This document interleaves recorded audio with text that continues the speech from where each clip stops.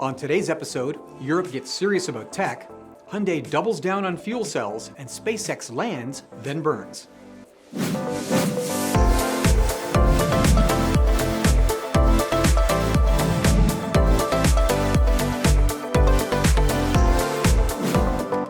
Today's episode is brought to you by engineering.com, a globally trusted source for engineering content. Check out this and many other exclusive videos for the engineering professional found only on engineering.tv today.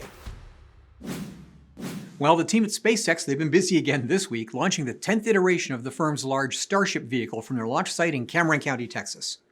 The previous SN9 vehicle suffered an engine failure and explosion, and SN10 was planned for a similar flight profile.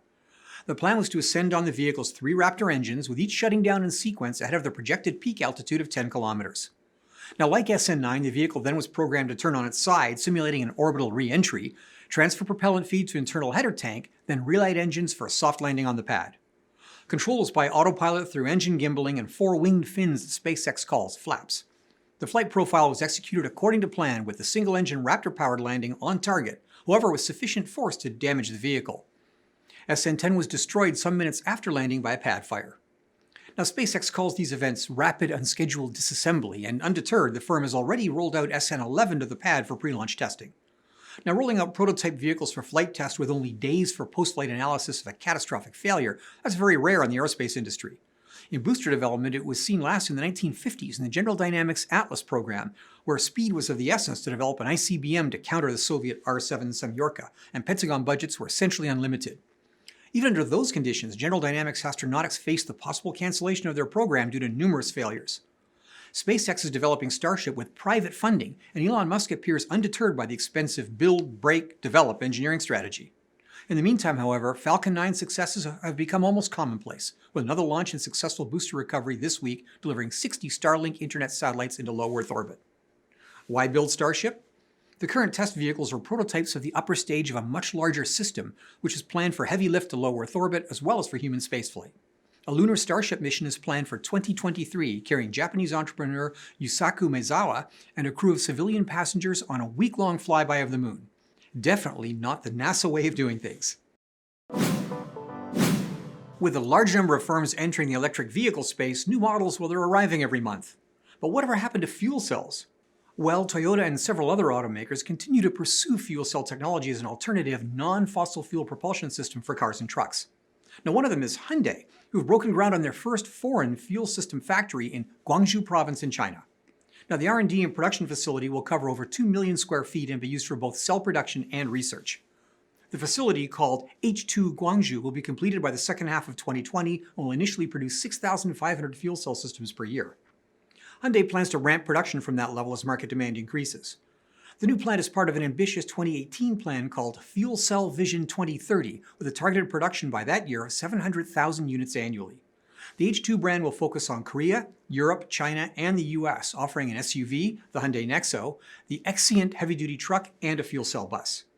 As a clean energy technology, it's an arms race between pure EV players who are banking on advanced battery technology and lower costs, combined with large infrastructure plans for charging stations, versus the fuel cell community, who face a similar infrastructure gap in filling stations, plus the need to supply gaseous hydrogen. Can they both coexist?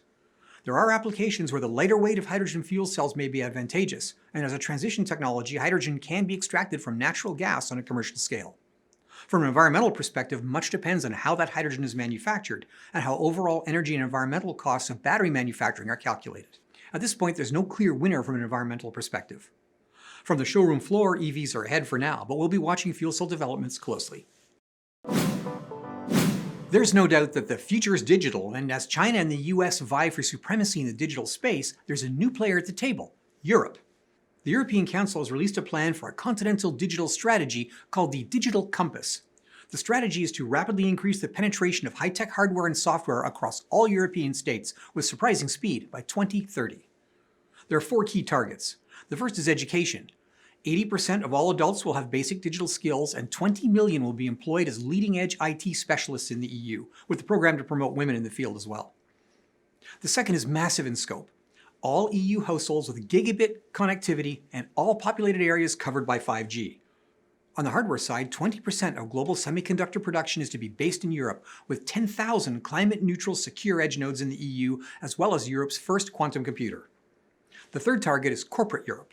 By 2030, 3 to 4 companies will be using cloud computing services, big data, and AI. 90% of SMEs will reach a basic level of what the plan calls digital intensity, and the final target is digitalization of all public services. According to the plan, by 2030, all key public services will be available online, all citizens will have access to medical records using e-systems, and 80% of citizens will use at least one electronic ID system. The project is breathtaking in scope, and it will require major member funding to achieve. A recovery and resilience facility is already in place amongst member nations for seed money, and the plan requires countries to commit to investing at least 20% of that funding toward those digital goals.